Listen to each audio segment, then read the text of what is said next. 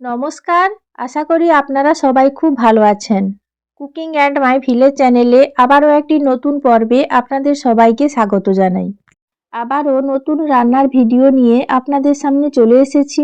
আপনারা ভিডিওগুলি শেষ পর্যন্ত দেখতে থাকুন। আর আমার ভিডিওগুলি যদি আপনাদের ভালো লেগে থাকে তাহলে সাবস্ক্রাইব করে পাশে থাকুন।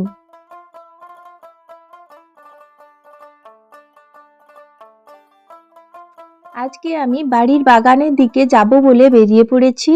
এবার চলুন যাই বাড়ির বাগানের দিকে, দেখি বাগানে কি সবজি রয়েছে।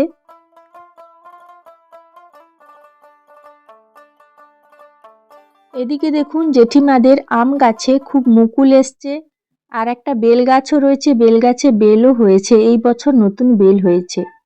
গাছগুলো দেখতে কিন্তু খুব সুন্দর লাগছে।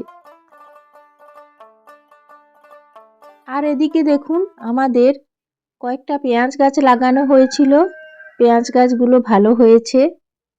আপনাদের সঙ্গে কথা বলতে বলতে চলে এসেছি বিট গাছের কাছে। দেখুন বিট গাছগুলোর পাতা বিশেষ দেখা যাচ্ছে না, কিন্তু বিটগুলো খুব ভালো হয়েছে। এবার আমি কয়েকটা বিট তুলে নিচ্ছি।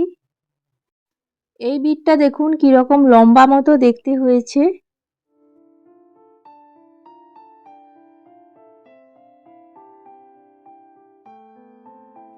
এই বিটটা দেখুন সবচাইতে বড় হয়েছে, অনেক বড় হয়েছে। এবার আমি বিটগুলোকে খুব ভালো করে ধুয়ে নেব। বিটগুলো খুব ভালো করে ধুয়ে নিয়েছি। দেখুন ধোয়ার পর আরও ভালোভাবে বোঝা যাচ্ছে যে বিটটা কত বড় হয়েছে। এই একটা বিট হলেই আমাদের রান্না হয়ে যাবে। তো বিটটাকে এবার আমি কেটে নেব। বিটের সবজি রান্নার জন্য বিটগুলোকে এইভাবে ছোট ছোট করে ডুমো ডুমো করে কেটে খুব ভালো করে ধুয়ে নিয়েছি। আর নিয়েছি কিছুটা আলু, আলুগুলোকেও একইভাবে ডুমো ডুমো করে কেটে নিয়েছি। আর নিয়েছি কিছুটা বিনসগুলোকে ছোট ছোট করে কেটে নিয়েছি। আর নিয়েছি কিছুটা মটরশুঁটি। বিটের সবজি রান্নার জন্য তেল খুব ভালোভাবে গরম হয়ে গেছে, দিয়ে দিলাম 5 ফোড়ন। এবার নাড়াচাড়া করে ফোড়ন আমি ভেজে নিচ্ছি। ফোড়ন ভাজা হয়ে গেছে, দিয়ে দিলাম কয়েকটা কাঁচা লঙ্কা চেরা। এবার আমি দিয়ে দিচ্ছি কিছুটা পেঁয়াজ বাটা। এবার নাড়াচাড়া করে পেঁয়াজ কিছুটা ভেজে নিচ্ছি। পেঁয়াজ কিছুটা ভাজা হয়ে গেছে, এবার দিয়ে দিলাম আদা বাটা। আবারও মশলাটাকে খুব ভালো করে কষিয়ে নিচ্ছি।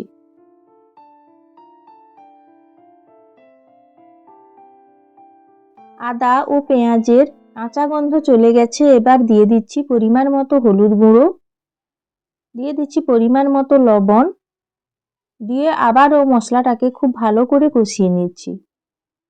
দিয়ে দিলাম বেশ কিছুটা টমেটো কুচি।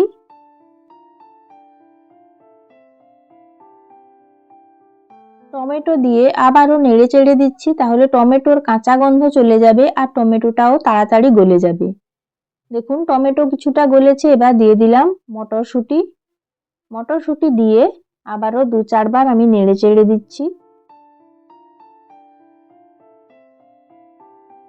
এই পর্যায়ে কেটে রাখা বিট, আলু, বিনস সব সবজিগুলো আমি একসঙ্গেই দিয়ে দিলাম। এবার সবজিগুলো বেশ কিছু সময় আমি নাড়াচাড়া করে হালকা কষিয়ে নেব। আপনারা মনে রাখবেন এই বিট খাওয়া কিন্তু আমাদের শরীরের পক্ষে খুব উপকার। বিটের মধ্যে থাকা আয়রন আমাদের রক্তে হিমোগ্লোবিনের পরিমাণ বাড়াতে সাহায্য করে।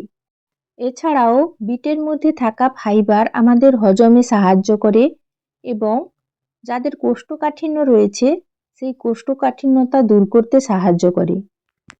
দেখুন সবজিগুলোকে হালকা কষিয়ে নিয়েছি। এবার সবজির মধ্যে দিয়ে দিচ্ছি কিছুটা ধনে ও জিরে বাটা। এবার মশলা খুব ভালো করে সবজির সঙ্গে মিশিয়ে নিচ্ছি।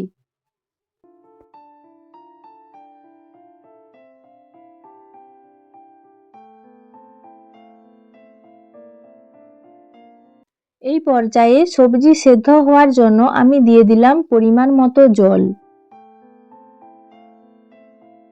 জল দেওয়ার পর আবারও নাড়াচাড়া করে দিলাম। এবার তরকারিটা ফুটতে শুরু করেছে, আমি একটা ঢাকনা লাগিয়ে দেব। কিছু সময় পর আমি ঢাকনাটা খুলে নিচ্ছি। দেখুন সবজির মধ্যে যে জল দিয়েছিলাম সেই জল অনেকটা শুকিয়ে গেছে। এবার নাড়াচাড়া করে বাকি যে জলটা আছে সেটা শুকিয়ে নেব আর সবজিগুলো যেটুকু সেদ্ধ হতে বাকি আছে সেদ্ধ করে নেব। স্বাদের জন্য দিয়ে দিলাম সামান্য পরিমাণে চিনি। চিনি নাড়াচাড়া করে খুব ভালো করে সবজির সঙ্গে মিশিয়ে নিচ্ছি।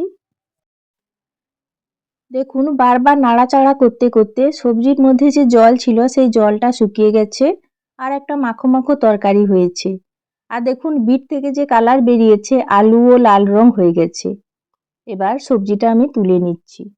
এইভাবে আপনারা অল্প মশলায় বিটের স্বাস্থ্যকর সবজি রান্না করে খাবেন, খেতে কিন্তু খুব ভালো লাগে আর আমাদের শরীরের পক্ষেও খুব উপকারী হবে।